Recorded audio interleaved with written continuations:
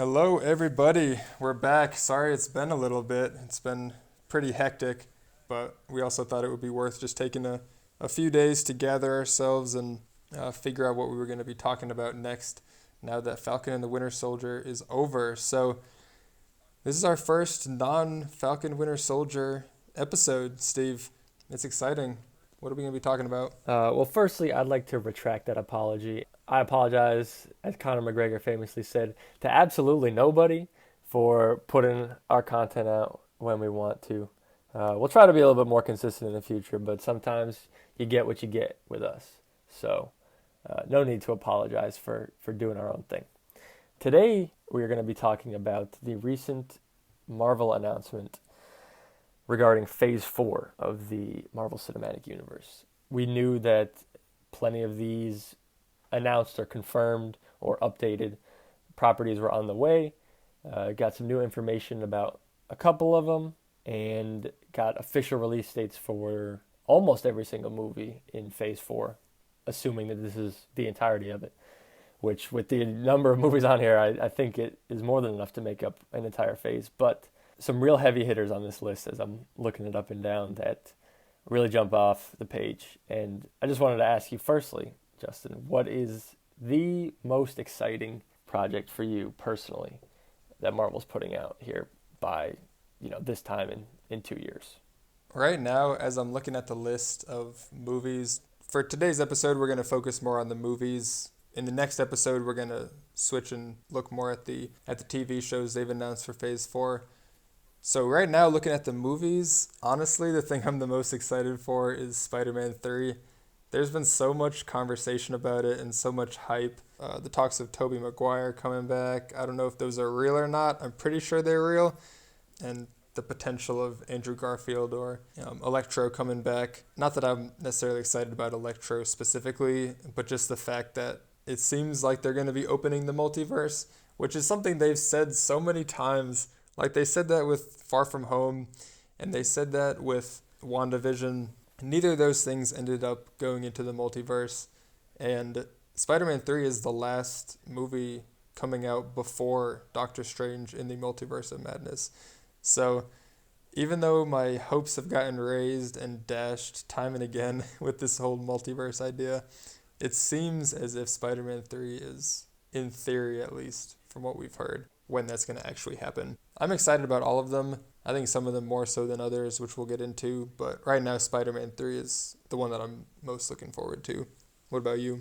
Well, you make a great point about Spider-Man, and multiverse or not, the ending of Spider-Man Far From Home was a huge cliffhanger and left me, and I'm sure many others, wondering what the heck just happened and what the heck is about to happen. I'm very much looking forward to Spider-Man 3, but I think I have to say that my number one most anticipated movie of the next couple of years here is Doctor Strange in the Multiverse of Madness. Just off the title alone, that is an earworm, an eye catcher, attracts all the senses, apparently. And Doctor Strange is such an interesting character. He's got an arsenal of abilities at his disposal, just a certified bevy of magical options for every situation. And I really enjoy seeing Benedict Cumberbatch. He clearly enjoys playing the character. In the past, he said, regarding the playing of Doctor Strange, he said, just try and stop me. Clearly, he's committed to the role for a long time, and I would love to see him in an improvement from the original. I think the first Doctor Strange was one of the more underrated entries into the MCU. I don't think it quite gets the love it deserves. He was a great character in Infinity War and helped out a lot in the Endgame, but I want to see him shine in his own movie, and especially considering the ending of Wanda Vision, where we see her in that end credit scene, astral projecting her other self, I guess, or her astral form, and studying the Cursed Book that way. I think that sets up a lot of interesting plot lines for Doctor Strange 2, and that's my number one most anticipated. However, before we get to Doctor Strange and Spider-Man, we have a couple movies before then, starting with Black Widow coming out July 7th. What are your thoughts on Black Widow? I'm excited for Black Widow. I don't think it's the hottest take ever to say this movie should have come out a long time ago, not just because of the pandemic. This should have come out while she was alive. Spoilers if anyone is born today or something and hasn't seen Endgame. I think this movie should have come out a long time ago. Black Widow and Hawkeye being the only original Avengers without their own movie. Hawkeye is getting his own series later this year as well, although I don't think he is going to be the main focus. I think it'll transition away from him a little bit and focus on him more as a mentor than as the main hero, if what I've understood is correct. So I think this movie is overdue. I don't think that takes away from my excitement from it. I think there's a place for prequels and movies that are a bit out of the timeline.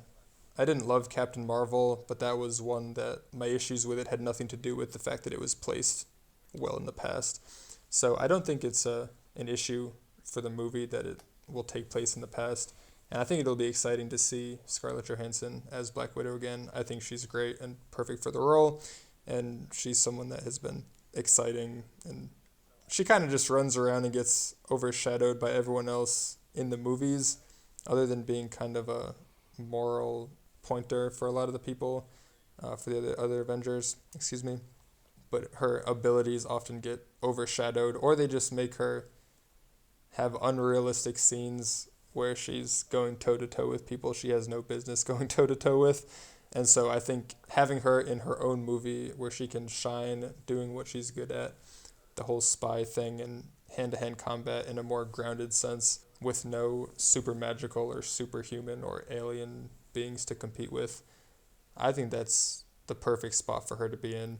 And I think it's going to be exciting. Plus, we're getting the Red Guardian, which is the Russian Captain America. So now we're going to have 3 Captain Americas coexisting. Or I guess not coexisting, because this takes place way back just after Civil War. So I don't know if he'll survive or not. We'll find out. But there's the potential to have multiple coexisting Captain Americas at the same time, which I think that's pretty fun. Yeah, I agree with you 100%. This movie is at least 5 years overdue.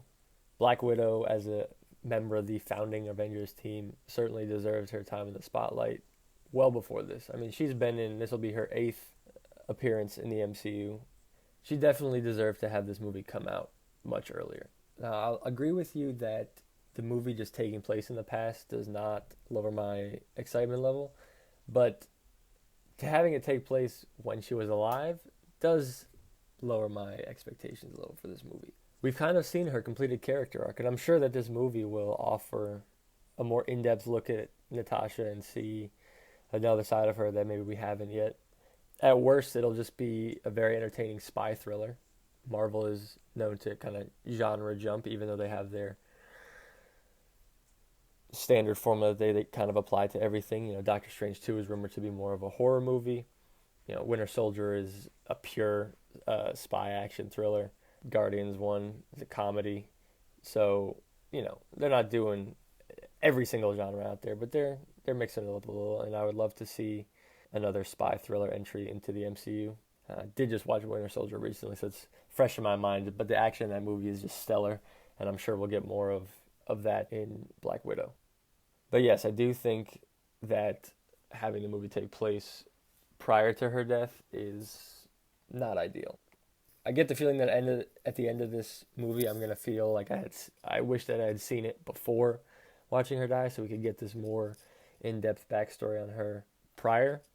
But I still feel like it's going to be a solid entry in the MCU. And like I said, it's going to be, you know, an entertaining action movie at worst at the end of the day. So Black Widow, I'd say my expectation level or excitement level, we'll say, is probably about a 7 for Black Widow.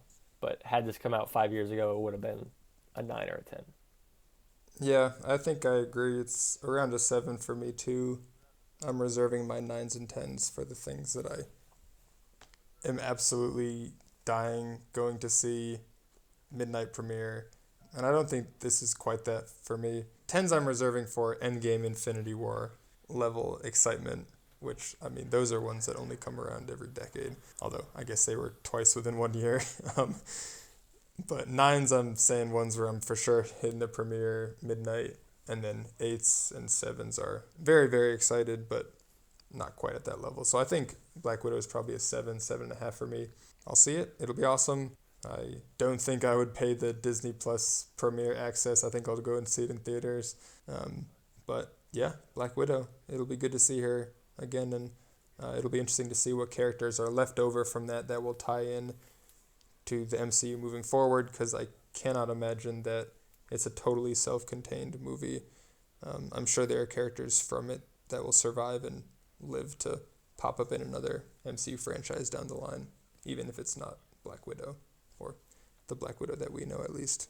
Yeah, I believe actually Val, the Julia Louis-Dreyfus character from Falcon and Winter Soldier, is supposed to make an appearance in Black Widow. And I believe that was supposed to be her first appearance before she then pops in Falcon and Winter Soldier, and would have felt less out of nowhere in that show if we knew who she was already. I guess we'll see when the movie actually comes out, if that's true. That's what I've seen is rumored. And by your criteria, if we're just rating these 10s based off if we're going to go see them, opening night, if I'm being realistic, I'm probably going to see all of these opening night. I'm not a busy guy, and I do like going to see the movies. So love going on Thursday nights and catching them before I have a chance to get them spoiled. So opening night in the theater for a Marvel movie will always be a good time. Well, then maybe save the 10s for the ones where you're cosplaying and dressing up on premiere night. Yikes. Yeah, well, that's never happened. But I guess never say never. We'll see.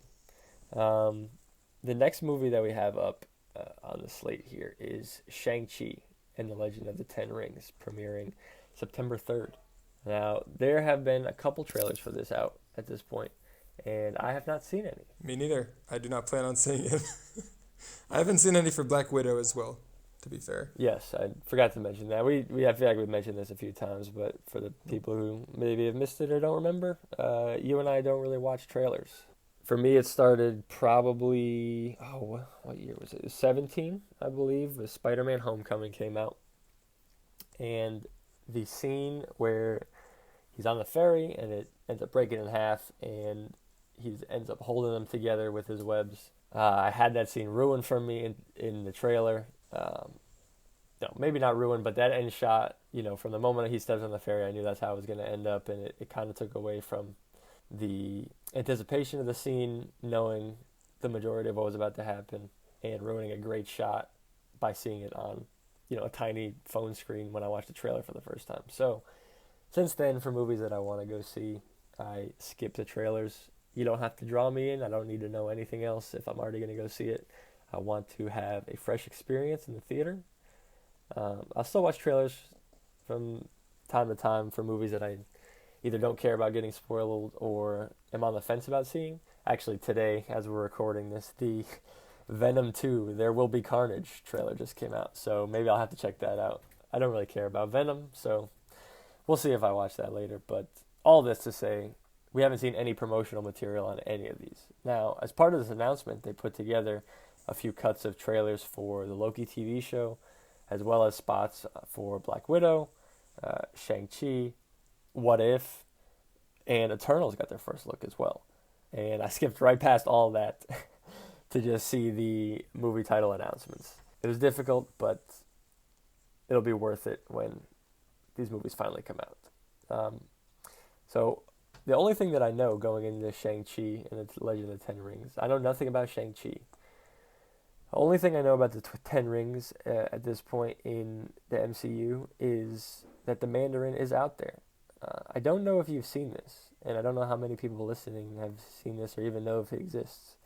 But from 2011 to 2014, Marvel put out a series of one-shots, which were basically like short 3 to 4 to 15-minute clips that kind of fill in some of the gaps in the MCU at that point. There's one about Coulson traveling out to New Mexico to find Thor's hammer when it lands. And there's one here called All Hail the King, which is a shot of Trevor Slattery, the Mandarin actor from Iron Man 3, in prison. And he is meeting with a man who reveals himself to be a member of the real Ten Rings. And he says that the real Mandarin is out there, and he's upset at Trevor Slattery for basically making a mockery of his name, pretending to be him and all that. So All that, meaning the Mandarin is still out there. So we're going to get the real Mandarin likely in this Shang-Chi movie. Now, what will his powers be? I have no idea. What will Shang-Chi's powers be? I have no idea. What's the plot going to be? Couldn't even wager a guess. But I'm very excited for this martial arts packed Mandarin involving showdown movie that we're about to get. Yeah, I know about as much about this movie as you do. And I know the Ten Rings was the organization that had kidnapped and captured Tony Stark way, way back in Iron Man 1. And that's about it. I know his symbol pops up all over the place in Iron Man 3 as well, with Trevor Slattery, Ben Kingsley's character, pretending to be the Mandarin and the whole Ten Rings thing, and that was all a big joke, which I thought was funny at the time, not being the biggest comics fan then. I know a lot of people were upset by that, fans of the real Mandarin, so hey, maybe this will get to appeal to that audience there.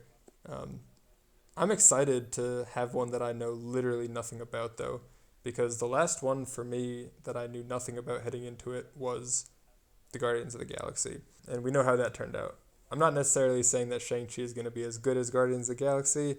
That's a top 10 for sure, maybe top 5 MCU movie, depending on who you ask. And obviously, the Guardians are beloved members of the franchise at this point. So I'm not necessarily saying it's going to be as good as Guardians of the Galaxy. It could be nowhere close to as good. But the MCU has a good history in taking these obscure characters, ones that we haven't really heard a whole lot about, and turning them into superstars. So I'm excited. Plus, I think just in general in the MCU's history, the hand-to-hand combat and the action that's more grounded is better and more exciting, in my opinion, than the super power-based ones. I don't think they've known how to handle those really well.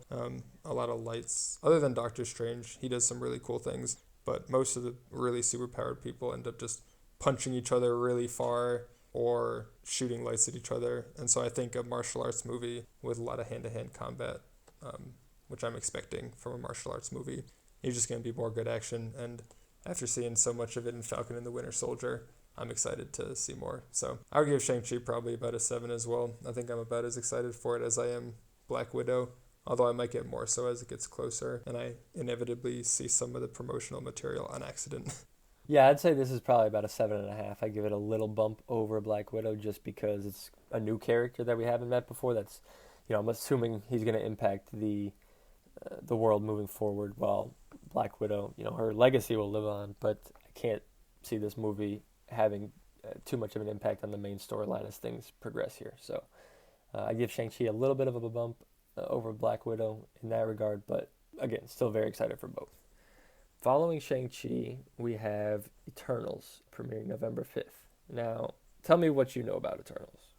As comic characters, I know that they are these giant cosmic beings, sort of on the same line, and I could be actually incorrect on this is just what I've thought, sort of on the same line as the Celestials, not the same as Celestials, so not being planets in and of themselves, but these giant immortal or basically immortal celestial beings that are just super powerful, way beyond humans or even really anything we've seen up to this point. So I'm not totally sure what the villain's going to be.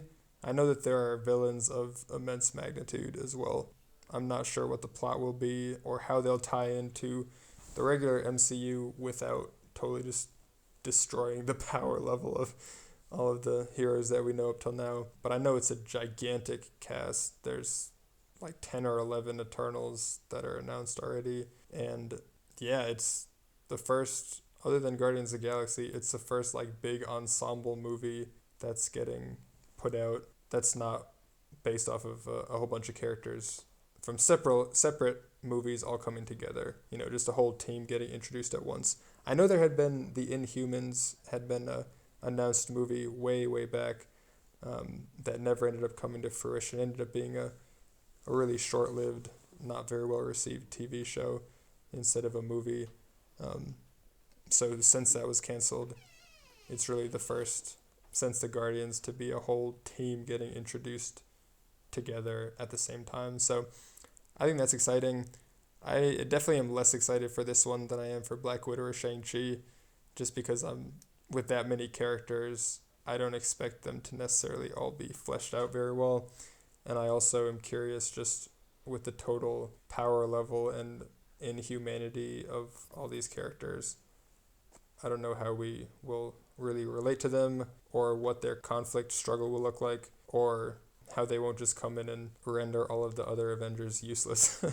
But I'm curious and open-minded. I'm just significantly less excited about this than I am for Shang-Chi and Black Widow. I feel like it's the opposite for me. I know nothing about these characters other than what you outlined as well. They're uber powerful, galactical beings, basically. Other than that, I have no clue about them. I have the same questions that you do, but that only raises my interest level in this movie. You know, you compared Guardians 1 to Shang-Chi and the potential that I could introduce a obscure character and make him a fan favorite. I think there's even more potential for that to be the case with Eternals. These are characters that are not grounded. You know, they're super out there. When Guardians came out, the only kind of spacey characters we had was Thor, and even he came to Earth to make him, you know, seem more realistic. So Guardians really took characters that nobody knew about, that weren't related to anything that was going on Earth at the time of that movie, with crazy powers. I mean, there's a tree and a raccoon in it as two main characters, for gosh sakes. So I think that Eternals can really kind of step into that role as well, where, you know, there's 10 plus Eternals. You know, there's a monster cast. You know, Angelina Jolie is in it. Richard Madden and Kit Harington from Game of Thrones also are Eternals, as well as, I believe, Kumail Nanjiani. Big name actors all around, but I'm definitely excited to see how they fit into the main world and how they're going to interact with any of our characters on any level, because they are so out there, they are so powerful, they are just so separated from reality. How are they going to interact with, you know, a Drax or a Thor or a new Captain America if they ever come into contact? So I'm interested to see how that unfolds. Because of the success of Guardians 1, I now have the faith in Marvel that they'll be able to make it work. And that's why it gets me more excited for this movie. I'd probably put this at like an 8.5 or a 9 excitement level. I'm stoked for Eternals, and I can't wait to see what happens. Yeah, I would put this at probably a 6 myself, and maybe I'm just setting my expectations a bit lower so they can be exceeded. And I know this movie has stirred up a little bit of controversy as well, even ahead of time, just because a lot of the characters are either race swapped or gender swapped from what they initially would be, which that for me doesn't matter. I couldn't care less. You know, if it's a good movie, it's a good movie. But I know for a lot of the hardcore comic book fans out there, I've heard there's been some unease and some frustration about characters getting totally rewritten, essentially, which, again, that doesn't matter to me, but I thought that was worth mentioning because I've seen that popping up a bit online already. But, again, that doesn't matter to me as long as it's good.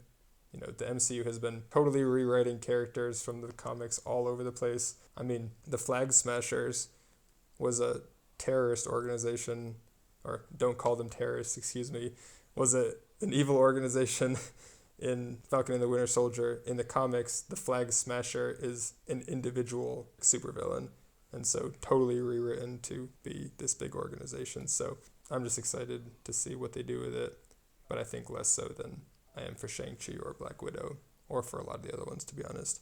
But totally open-minded and willing to have my expectations shot way past. Well, I hope they will be, because I'm definitely expecting a lot from that movie. Maybe I'm setting myself up for disappointment, but I guess we'll see on November 5th. Right after that, though, in mid-December, we get Spider-Man 3, No Way Home. Let's go. And boy, oh boy, I think this is a 10. Let's go. This is absolutely a 10. I'm extremely excited for this movie. There's so much in store for Peter Parker and his guy in the chair and MJ and the Daily Bugle and Mysterio and other Peter Parkers from other dimensions. I mean, there's so much going on. I can't put into words how ready I am for this movie. I wish it were coming out May 17th because I want it to be here right now. This movie's going to be awesome. Yeah, I know I said that I was saving 10s for, you know, once in a decade type movies. And so maybe I lied then, or maybe I'm lying now. I don't really know. But this is a 10 for me. And I think part of why this is a 10 for me is because it has to have that big Avengers type feel. I don't know how they introduce the other Spider-Man from all the other multiverses without connecting into WandaVision and Doctor Strange Multiverse of Madness in some capacity. I mean, Doctor Strange 2 is coming out, 3 months after this movie, and is the very next movie. There's no way that's an accident, and Wanda is the only one that we've seen up to this point probably capable of tearing a hole in the multiverse or whatever that ends up looking like, that the other Spider-Man can come through. Unless there's whatever the villain is for Spider-Man 3 ends up being. But regardless, this is going to have massive tie-ins and massive implications for the MCU moving forward. I don't want to get too ahead of myself, just given sometimes our expectations get a little bit too far ahead and then they don't quite get met. But I have very, very high hopes for this, and I'm going to be so stoked to see multiple Spider-Man from multiple universes just coming together. Like, oh, that's so exciting. It's like the Sam Raimi Spider-Man 4 that we never got coming together with the MCU. Like, what more could you ask for outside of a giant Avengers, Infinity War, Endgame type of scenario? So this is a 10 for me. And it's really exciting seeing this coming so soon after Spider-Man 2 as well. I mean, Doctor Strange and Black Panther, it's been 6 years, 5-6 years since their movies came out, and they're just now getting them next year. Spider-Man came out 2 years ago, and we're already getting another one. So I know the Sony deal probably has a lot to do with that, but it's exciting just following up with it so soon. And yeah, I love Tom Holland. I love Zendaya and whatever the dude's name is that plays. I don't even remember his name. The guy in the chair. Ned Leeds is played by Jacob Batalon, and it's embarrassing that you don't know that. Yeah. Put some respect on the guy in the chair's name. My bad, Ned. Ned, an awesome character, and I know you listen to this podcast, Ned. I will be an extra in any Spider-Man movie I'll pay you $5 right now, cash money, to be an extra in a Spider-Man movie. I'll just leave that offer out there for whenever, you want to call me back about it.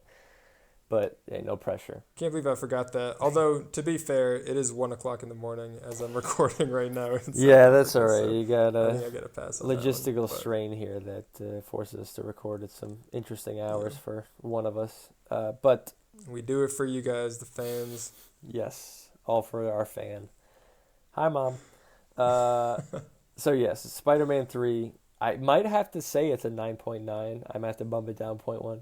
Because immediately following it, as you said earlier, 3 months later in March, we get Doctor Strange in the Multiverse of Madness. And this is absolutely a 10 for me. No questions asked. This movie is going to be a horror movie directed by Sam Raimi. As far as we are aware, Marvel does switch directors sometimes, but it seems like this is going along smoothly despite the pandemic. It's going as smoothly as it can despite all that. But the WandaVision tie-in at the end, Wanda just unlocking beginnings of her raw potential with chaos magic and studying dark texts while at an emotionally low state in her life is setting up a ton for Doctor Strange too. And apparently there was a Doctor Strange storyline that was supposed to be in WandaVision. He was supposed to make an appearance or multiple or be in a couple episodes. And due to logistical reasons, they had to reshoot and cut that storyline from their initial plan. So unfortunately we didn't get to see him in there, which I think would have been even better set up for Doctor Strange 2. But all the same, everything's pointing there. And like you had said, if Spider-Man 3 does crack open the door into the multiverse here, Doctor Strange 2 is just going to Spartan kick it open. This movie is going to be a game changer, I think. It was a bummer to not see him in WandaVision, but I think that's just something we have to live with. I think the pandemic probably played a big part of that. I know that they had to reshoot a couple of the scenes at the end, which is why Darcy didn't show up in the last few scenes, even though that felt a little bit off, just because with the pandemic, shooting was a lot harder, and getting all the people together to act and doing all the testing and things required for that was impossible. So, I think we give him a pass, even if it would have been awesome to see and also make a lot more sense. This giant cosmic sized threat, maybe not cosmic, maybe that's a bit much, but this giant, very clearly threatening presence on Earth. Like Doctor Strange would have been there, but again, I think they get a pass just because of the the pandemic and the circumstances of the shooting. So Yeah, well, Westview, New Jersey is where WandaVision takes place, which New Jersey is literally one state away from New York, where Doctor Strange resides. He doesn't have the Time Stone anymore, but you'd think that the Sorcerer Supreme, whose job, as he quotes to Tony Stark, is protecting his reality, you think he would step into a giant magical shindig going on one state over, but exactly. I guess not. Exactly, but again, we all lived through the pandemic and Yeah. we get it. So, Mm-hmm. yeah, I'm excited though. Doctor Strange has always been an interesting character for me because it seems as if he has been way more a part of the MCU than he actually has been. Like realistically, like he was in his own movie, of course, right? There's a lot of characters that have gotten at least one movie at this point. And then he was in Infinity War for a good chunk of that and just balled out in that movie, right? Was an absolute beast. And then he was in like 2 scenes in Endgame, and his scene consisted of him holding back water, basically. So I don't even really. And you're forgetting he made the portals. he was in Ragnarok as well. Well, he was in Ragnarok for like 2 scenes. Yeah. I mean, I like that scene with him and Thor. He's in that's the end credit scene of his own movie, is him talking to Thor, and then they have probably like a 5-minute scene where he leads them to Odin. Yeah, no, I definitely have enjoyed him, and I enjoyed that scene. It just seems as if he's been in like 5 or 6 different movies, and he's really been in essentially 2 scenes in 2 movies, and then in Infinity War and his own movie. And so I'm really curious because I think there's still so much for him to do, given that he realistically has not been in that much. I mean, his last appearance was in 2018. His last real appearance that I count him like being an active participant was in Infinity War. And there's so much time that has passed since then for him to have grown and gotten stronger and learned more things. And especially now that he doesn't have the Time Stone anymore, what more has he learned and grown to kind of replace that being gone? Yeah, and I'm excited. I'm really excited to see what he has to do and what new powers he has. He's someone I think, for an opposite reason from Black Widow, struggles a bit in the ensemble movies because he's so much stronger than everyone else that they have to kind of power him down, such as in Endgame, having him just hold back the water for the entire last battle. So I think in the same way that Black Widow being in her own movie makes a lot of sense and I think makes me more excited for her, the same is true with Doctor Strange. I think him being in his own movie, being able to face threats and be with allies that are more on his level just gives him so much more creative flexibility to make him just go all out and just have a lot more freedom to have him do whatever they want him to do rather than having to, make him play nice with all the other Avengers. So I'm really excited, and the multiverse can just open up so many things, even if we take Doctor Strange out of it. Just the idea of the multiverse being introduced for real. I mean, any character can come back, any villain can come back, any weapon or Infinity Stone or anything can come back. Doesn't necessarily mean they're going to. I don't want everything to come back, but it means that even without the Time Stone, without the Infinity Stones, there's so much craziness that can happen, and I can't imagine that this doesn't mean some heroes that have died or some villains that have already been defeated don't show back up at some point. And this actually, I think, leads into later on Ant-Man and the Wasp as well, with Kang being introduced, which I'm stoked for. But that's down the line. I think the multiverse being open, even if Doctor Strange wasn't in this movie at all, even just that, what that opens up for future possibilities is so huge. Yeah, it's amazing. Maybe we're gonna see Avengers against Avengers, like not a civil war, but just straight up like the same people against the same people. Maybe this is how they bring the X-Men or the Fantastic Four, and I don't know. There's so many possibilities. It's so exciting. Yeah. Yeah, and having multiverse in the title, they've alluded to it in the past. They faked us out in Far From Home, faked us out a little bit in WandaVision. Sorry, let me rephrase. Faked us out a lot of it in WandaVision. And to put it in the title of the movie without having it been confirmed by that point or being confirmed in this movie, I think would put a lot of fans over the edge. So for all of our sakes, I think this will probably be the final straw that breaks open the multiverse. But I guess we'll see. We only have a 2 month, actually, not even 2 months. We have like a 6 week break between that and Thor Love and Thunder, which premieres May 6th. Wow, that's a very short amount of time. As I'm looking at it, it doesn't even seem real. But yeah, March 25th, Doctor Strange, and then Thor 4, May 6th. Thor currently off with the Guardians of the Galaxy doing who knows what. I'm sure they'll be involved to some degree, and maybe he'll be involved in Guardians of the Galaxy 3 as well, which actually comes out almost exactly a year later in 23. But I've heard some rumors about Love and Thunder that get me a little wary. It seems that from what I've seen, the plan may be to replace Chris Hemsworth and have Natalie Portman's Jane Foster step into the Thor role. I don't really have a problem with Jane Foster as a character, but I would really hate to see Hemsworth go, especially after such a, to many, it was a disappointing last appearance in Endgame when they, make him kind of fat and slobby, and they make a lot of jokes at his expense while he's clearly going through a devastating time emotionally. So I feel like for him to go out right after that would leave a bad taste in a lot of people's mouths, but they do have some very interesting casting for this movie announced. Christian Bale has been cast as a character called Gore the God Butcher, and I know zero about him, but that name is the best thing I've ever heard in my life. And that makes me think of Billy Butcher. Oh, Billy Butcher and the boys.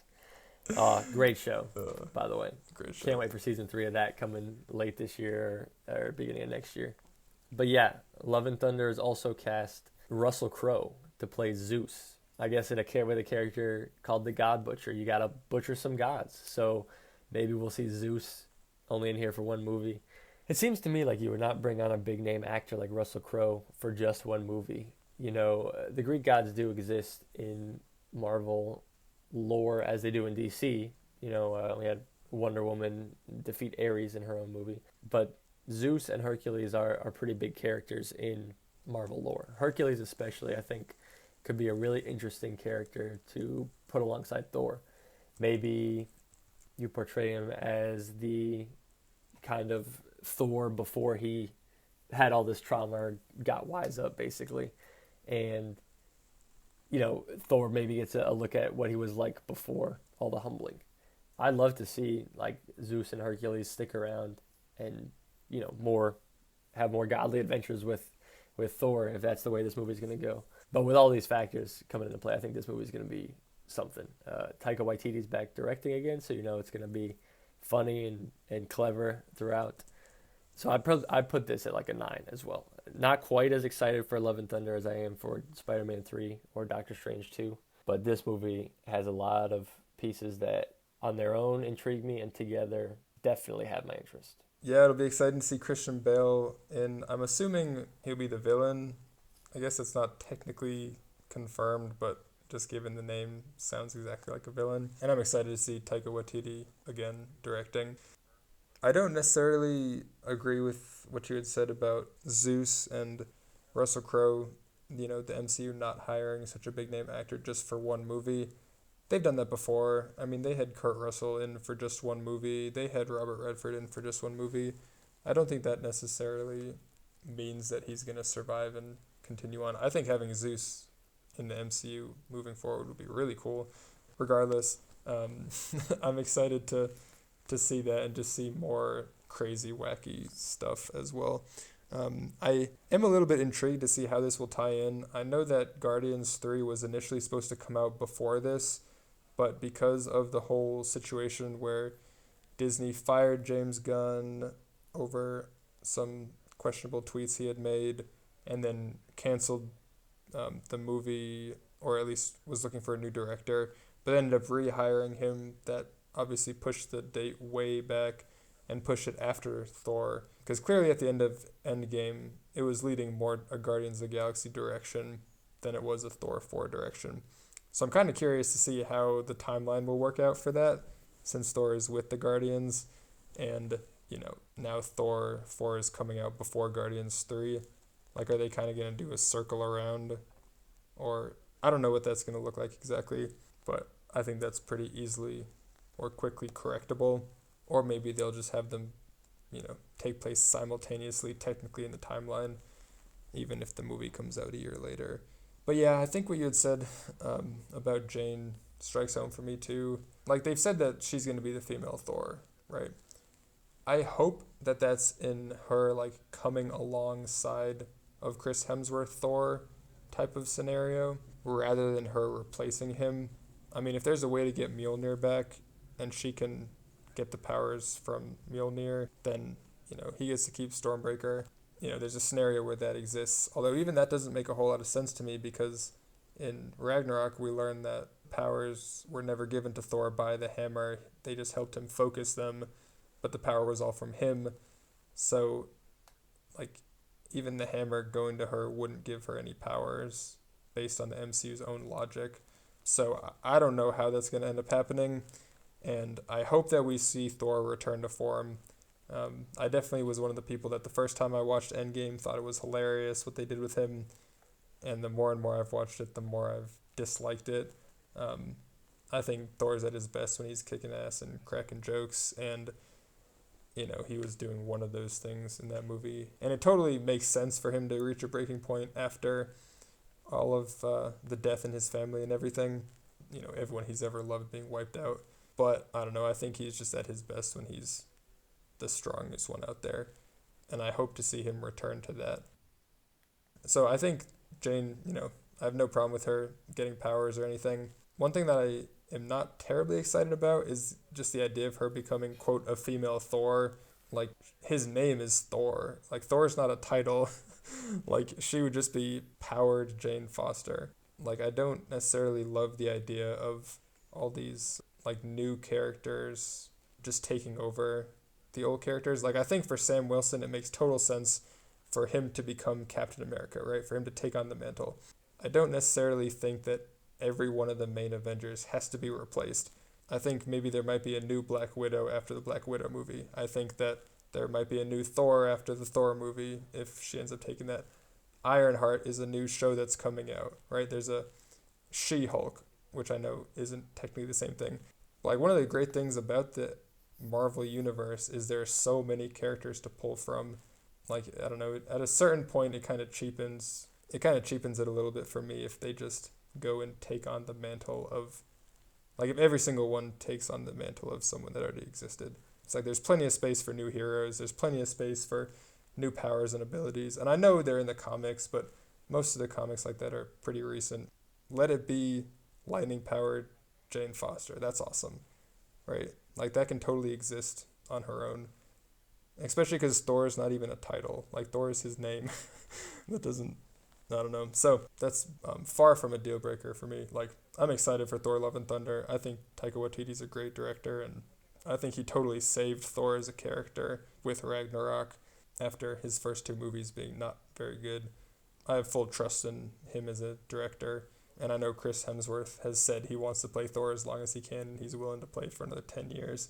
So I'm hoping he's around, and I'm excited for it.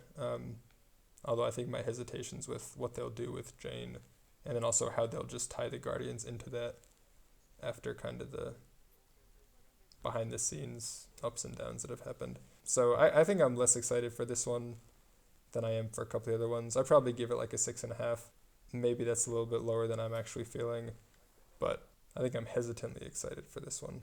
Interesting. That's much lower than I would have expected you to say. Even still, I'm very excited for everything that's coming in Thor Love and Thunder, assuming that they don't just completely replace Chris Hemsworth. I agree with you that there's plenty of space for new heroes alongside the remaining originals and people that have been phased in over the phases, I guess, like Falcon.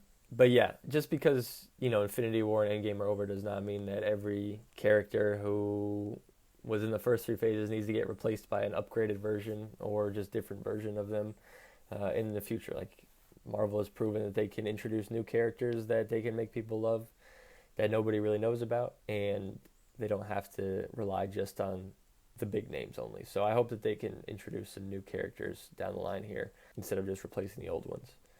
Now, saying that, the next movie that comes out following Thor Love and Thunder is Black Panther 2, coming out July 8th, which that's only another 2 months after Thor Love and Thunder. So 4 very quick movies here. From December to July, we have 4 movie releases over those 7 months.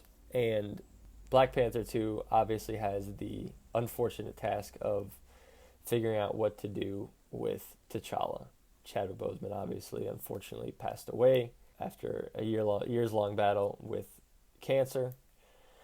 And Marvel has said that they're not going to just simply recast T'Challa as Black Panther. So the title of Black Panther 2 being Black Panther Wakanda Forever seems to me like what they're leaning towards is a movie where not one single person comes in to take up the role of Black Panther, but, a bunch of people maybe share that responsibility and title.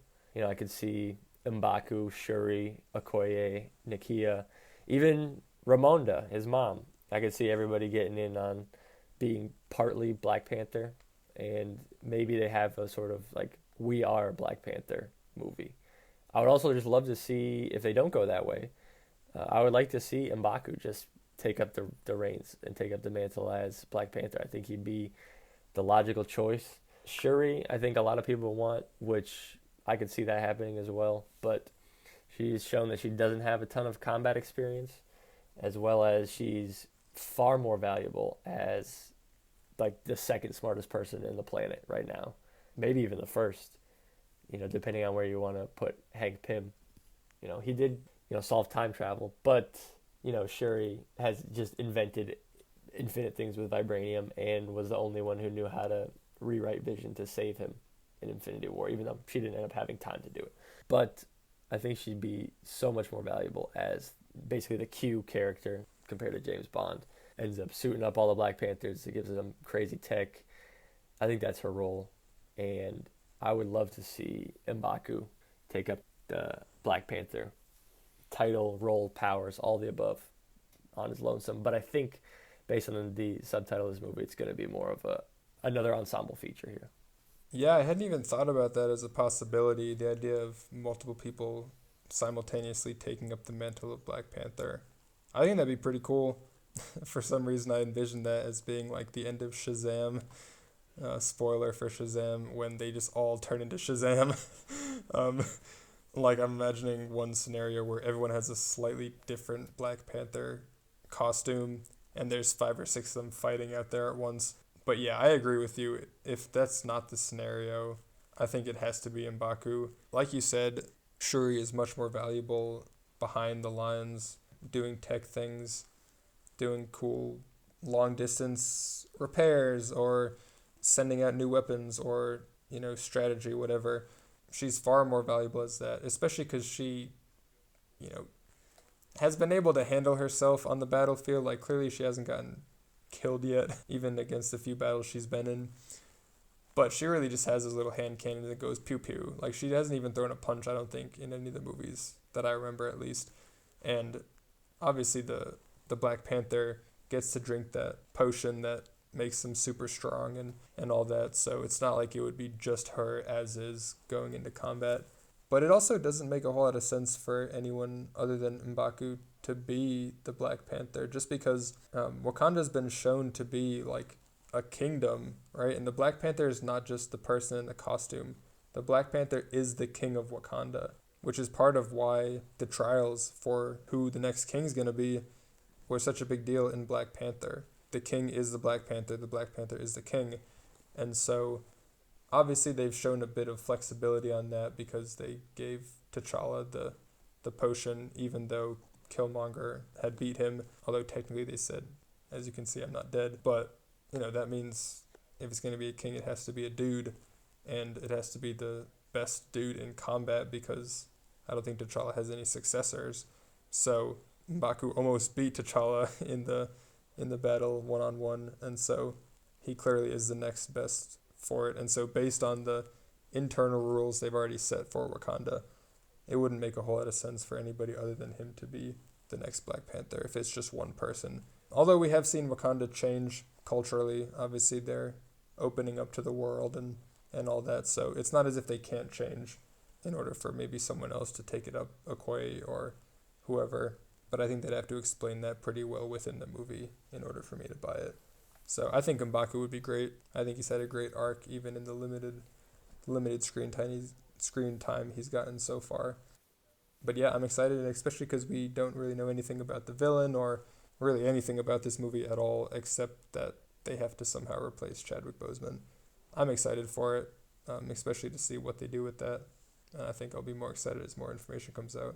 I think it's a bit too far away for me to get super, super excited about it, especially with Chadwick Boseman being gone. I think he was the best part of the initial Black Panther movie. But yeah, no, I'm excited for this. I give this probably like an 8, 7.5, 8.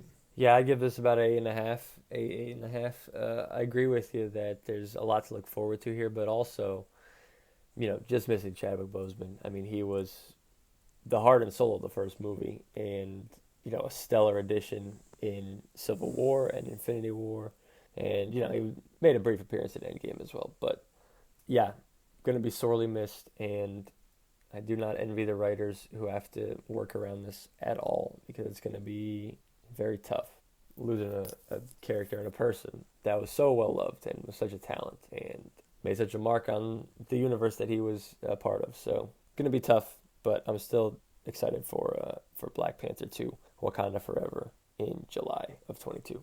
The next one up, we got 3 more left that have been announced, and one that's hinted at without a release date. It was announced, but not a release date. But the next one up is The Marvels, which is Captain Marvel 2, which is going to tie directly into Ms. Marvel, the TV show that's coming out later this year. So this one's going to have Ms. Marvel, Kamala Khan, Captain Marvel, who is, Carol Danvers that we've seen up till now, and Monica Rambeau, who was just introduced in Wanda Vision. So, yeah, this one's coming out November 11th, 22. So this is looking a bit farther ahead. There's a bit of a bigger gap between Black Panther, Wakanda Forever, and this one than there is for the ones previously. But yeah, this one I think we won't really have a solid idea of until we see Ms. Marvel. For a lot of these other shows, we've already seen everything that we will be able to relating to those characters up until, this movie. The Marvels is really the first one that we won't have seen everything leading up to it. We won't have seen Ms. Marvel until, the end of this year. I'm excited for Ms. Marvel. She's apparently a really, really fun character in the comics. She's a teenager who has the ability to kind of grow and shrink herself, kind of a mix between Ant-Man and Mr. Fantastic. It's not the most original superpower, but the fact that she's another teenager, just like Peter Parker, and apparently is just a really funny and fun character. I'm excited to see her, even though that's kind of all I know about her at this point. I think I'm much more excited for her than I am for Monica Rambeau or for Carol Danvers. I wasn't the biggest fan of the first Captain Marvel. I didn't think it was terrible by any stretch, but I also didn't love it. I didn't think Carol Danvers was particularly likable, or it was not the easiest thing to root for her. And I think there's room for her to grow on me, at least. And I think the same thing for Monica Rambeau, which I give her a bit more grace because she was just only there for such a limited time in WandaVision. So I think there's still, with her, just the fact that she's so new and hasn't had a whole lot of space to develop. So I'm optimistic for this one, and I think I'm most excited about Ms. Marvel out of the 3 of those for sure. But I think this is another one that I'm going to have to wait and see how Ms. Marvel goes before I give full judgment on this. But I'm not the most excited for this one. I think this is one that I'm probably least excited about out of all of the ones on this list so far. Yeah, I'd have to agree with you. This one probably is my lowest. I'd say maybe like a 6. I mean, I'm still excited for this. I believe that Ms. Marvel is going to be a good series. I want to see that character done well. Kamala Khan is a really interesting character with some really unique powers, and I think seeing her on the big screen would be really awesome. I don't disagree with you in that the first Captain Marvel was not my favorite of the MCU movies, and so I'm not unexcited for this movie, but it's definitely lower on my list. Obviously, Ms. Marvel series could change that, but Monica Rambeau didn't interest me a ton when she got introduced in, well, I guess reintroduced in WandaVision. But they are bringing in a new director and a new set of writers, so, I definitely see some potential in this movie. They're going to have 3 characters who have some real wild powers between the 3 of them, and I'm interested to see what they can do. But yeah, the Marvel's probably about a 6 out of 10 on my excitement scale. Definitely will still be seeing it as soon as it comes out, for sure. It is still an MCU movie after all. But regardless, this leads into the one that I'm most excited about following the last few, and that is Ant-Man and the Wasp: Quantumania, coming out February 17th, 23. So we're already looking 2 years ahead at this point. The thing that has me so stoked about this one is 4 letters: Kang. Kang the Conqueror. If you don't know who Kang the Conqueror is in the comics, go and look it up. This guy is supposed to be in this movie. I'm assuming he'll be the main villain. And Kang is one of the coolest villains of all of Marvel Comics, in my opinion. This dude is like a time traveling maniac. He is just constantly popping up. He's in ancient Egypt. He's in the future. He's in alternate dimensions. They defeat him and he just is back with more knowledge about how to defeat them because he's already experienced it. Like, oh man, it's so cool. And this guy just effortlessly uses time just as a weapon without even having the time stone. And I don't quite know how they're going to tie that in or how they're going to have that work. Obviously, Ant-Man and the Wasp are going to have access to time travel as well. After Endgame, it seems like that's going to be a pretty common occurrence in the MCU. And my only concern about this movie is that Kang will be a one-and-done villain. He's the type of big bad that deserves to be on a Thanos, Galactus, hopefully what they do with Doctor Doom, ultimate Endgame type of villain that just keeps coming back and back. And even if they beat him and kill him in this movie, his character is such that he will be back. And so, again, my only minor concern with this is that they potentially kill him off for good and he's a one-and-done villain, because I think that would be a huge waste of a character. Assuming they don't do that, this movie has me through the roof excited. I cannot wait to see Kang the Conqueror in the MCU. I cannot wait to see all the crazy time travel stuff they can do. I think there's so much more they can do than they did in Endgame, because the Endgame was mostly time traveling through the MCU and a nostalgia trip, basically, while also serving the purpose of a story. Since that's out of the way, they just have total freedom and liberty to do whatever they want throughout time. They can go back into any MCU movie if they want. They can go back to, before humans existed. They can go forward in time. They can do a whole Back to the Future thing. Oh man, and the fight scenes in this, like, I can't imagine what those are going to look like. I don't necessarily think they're going to be like traveling through time in the middle of action scenes, but there's the potential for just such craziness. Plus, I just think Evangeline Lilly and Paul Rudd, excellent actors, a lot of charisma, especially Paul Rudd. Every time he's on screen just makes you smile, and I'm excited to see him back as well as Ant-Man. So I can't say enough things about this movie. Maybe this is the one I'm the most excited for. I don't know, but I think this one gets like a 9.5, so maybe slightly less than Spider-Man, but just Kang, man. Oh, I hope he's like the next big bad. Yeah, I agree with you 100,000%. This movie has me very excited. I'd say 9.5 as well. This movie, for the same reasons that you mentioned, I believe has a lot of potential to be kind of the Ragnarok of the Ant-Man trilogy. Ant-Man 1, a fine movie. I enjoy it very much, but it's nothing too insane in the scope of the MCU. Second one is probably one of the weaker ones. It's really just a stopgap of where the heck was Ant-Man during Infinity War and Endgame. So they're not one of my favorites, but I do think that Quantumania can kind of turn the trilogy around and introduce a really interesting character in Kang, who I don't know if he's going to be, the next Thanos, where they have, a villain who spans multiple phases at once, but I'd like to see for sure villains that last, 3-4 movies at the least. And, maybe they don't require everybody in the universe teaming up to beat them, but maybe they require, Thor and the Guardians coming back together to take out Gore the God Butcher, or, Ant-Man and the Wasp, plus, Doctor Strange comes in to help out with Kang. Seeing the smaller team-ups would be awesome. And then for Avengers movies down the line, you have the big ensemble performances where you have 1,000 characters in there at once. So I hope that they have villains that stick around for a little bit. Definitely one of the complaints for the first 3 phases is that, aside from a few notable exceptions, their villain catalog has been pretty weak, and so I hope that they make more compelling villains that are around in the future longer.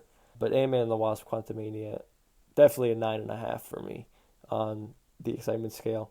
Jonathan Majors, I hope you kill it as Kang, and I hope you're around for many movies to come because he's an awesome character. If this doesn't get you excited about Kang the Conqueror, Steve, you remember in Spider-Man Into the Spider-Verse, right? The Miles Morales, excellent movie. We all loved it, right? You remember a specific pig-shaped Spider-Man, Peter Porker, right? Spider-Ham. In Spider-Ham's universe, there's a version of Kang that is a kangaroo, and his name is Kangaroo the Conqueror. No lie. This is in the comic books. Bro, if they open the multiverse and introduce Peter Porker into the MCU and we get a Kangaroo the Conqueror, oh, I will just quit everything. I'll be the happiest person to ever exist. I don't expect this. It's not going to happen in a million years. But dude,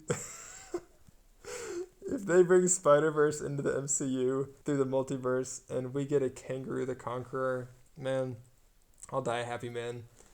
But that's a total tangent. There's versions of Kang everywhere. This dude is in every single crossover, every single universe. I'm excited. There's so much they can do with him. I just hope they use all the potential. But that was an aside. Just Kangaroo the Conqueror. Let's start petitions to get him in there. Kangaroo the Conqueror. Kangaroo Jack coming to take over worlds. Oh my goodness. Would love to see that in action now that you've brought it up. I had no idea that was a thing, and now I will not rest until I see it on the big screen. And another movie we may get some super weird stuff in is Guardians 3, the last movie that was announced that has a release date at this point. May 5th, 23. So less than 2 years from now, all these movies will be out, which is kind of insane. Currently, I'm going through a Marvel marathon watch along here, and the early years only had one, maybe two movies come out. Only recently it's been up to 3 releases a year. But for 2021, we're gonna get Black Widow, Shang-Chi, Eternals, and Spider-Man, which is 4, not including all the TV shows. 2022 will give us Doctor Strange 2, Thor 4, Black Panther 2, and the Marvels. That's 4. Which, that's an insane year, by the way. Doctor Strange 2, Thor 4, and Black Panther 2. Awesome. And then 23 has Ant-Man and the Wasp, Quantumania, and Guardians 3 on May 5th. So 10 movies will be out by this time in 2 years. Again, not including the myriad of TV shows that are on the slate here. But Guardians 3. Currently, they're with Thor, and like we had mentioned, we don't know exactly how the 2 movies are going to take place timeline-wise. They could be close to each other. They could be not close to each other. Wow, such cutting, in-depth analysis there. But yeah, we don't really know how the characters that are together at the end of Endgame are going to be interacting with each other moving forward. So I guess we'll see. But Guardians 3, James Gunn's back directing. I'm very excited for. Both the first 2 are excellent films. Second one is very underrated in my opinion. Gets a lot of hate. It does have a few more jokes that fall flat than the first one, but it has the scene with Yondu and his arrow escaping the Ravager ship. One of the best scenes in the MCU in my opinion. And I'm just excited to see more Guardians. They've been split up for a while, and we saw Quill lose his mind emotionally when he lost Gamora, and we saw Rocket by himself for a bit, so it's good to have the team back together. Yeah, Star-Lord needs some redemption after Infinity War, and they got to figure out what happened with Gamora. I know she's back, but this movie is probably going to be the hunt for Gamora, because Star-Lord, Peter Quill, is not going to rest until he finds her. I'm not exactly sure where she headed off to after Endgame, but somewhere not with them. And again, like you mentioned, the timeline with this will be a little bit wonky just given the behind the scenes issues that have already happened with this movie, with James Gunn being fired and then rehired. So we don't know what the timeline will be for this versus Thor 4 coming off of Endgame, but again, I think that's pretty easily solvable with a scene or two, or just have them in reverse order. That could be a thing as well. But yeah, excited to see the wacky family back, and Nebula is still around as well, and she'll be probably another full-time part of the team. And yeah, it's exciting. Hopefully Groot will be back to full size by this point. I kind of miss seeing him as full-size Groot. He's been baby Groot or teenage Groot for so long that I miss him just sticking his arm through people and slamming them against the walls and being full mature Groot. But I guess we love Groot no matter what shape or form he's in, so maybe he'll be a bush this time, I don't know. But yeah, I'm excited to see them all back, and the Guardians are just so fun. Even if the movie isn't the best, it's still fun to watch them, and Thor being in there is going to be great, because he'll be in there at least for a bit.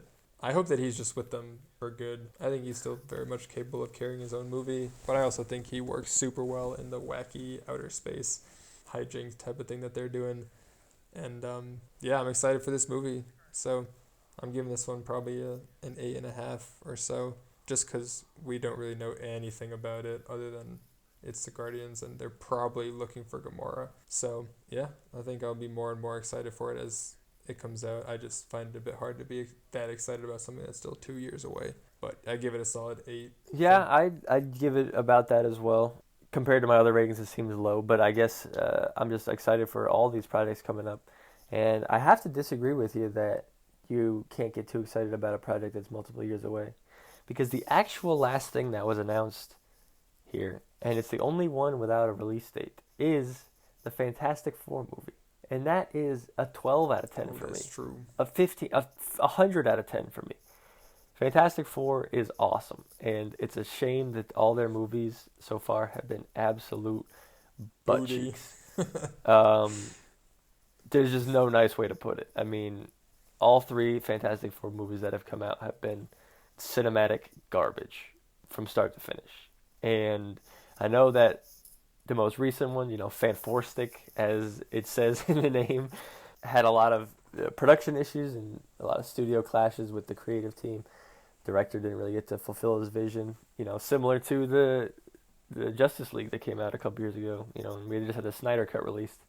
People have been asking for the original Josh Trank cut of Fanforstic, but I don't think we're ever going to get it. And it's just such a shame that Marvel's first family has not had its proper introduction into the MCU at this point. And obviously they've, been under different studios before now, but they deserve to have their time just as much as the Avengers and the other heroes that we've spent time with. So I'm very excited to see Fantastic Four get done and get done correctly. And that movie, I can't wait for that movie to come out. Oh, that's going to be so good. It's going to be a blast. I hope so. I hope it's good. And yeah, I mean, on top of adding some interesting heroes, I think that could introduce Doctor Doom. I hope it does, and I hope Doctor Doom becomes the next bad.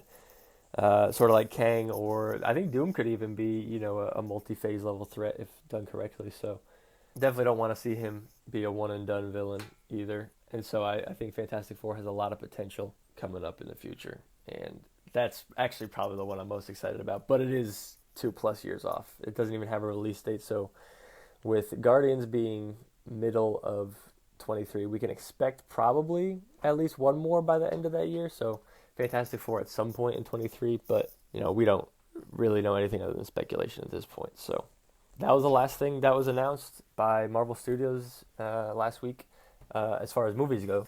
But we will be chatting about the TV shows in our next episode. There are plenty of those coming up as well. So if you thought that you were lacking Marvel content after a year off, they're coming back to inundate you with infinite material here. So big days ahead, but only half of it we've talked about so far. So I know, it's crazy. It's crazy. But check back in next time. Hear our thoughts on the upcoming shows. We'll get that one out before Loki, and hopefully some of our predictions for that will come true. And if not, good, we'll be surprised. We've just had a brief respite here, and then are about to just get flooded, absolutely flooded with MCU content. So it's a beautiful time to be alive. It's amazing. It really is. But that's going to do it for us this week. We'll see you next time when we talk about more stuff we like to talk about on our own schedule without apologizing. Check back in. But that'll do it for this week. We'll catch you next Catch time. you later. Deuces. Peace.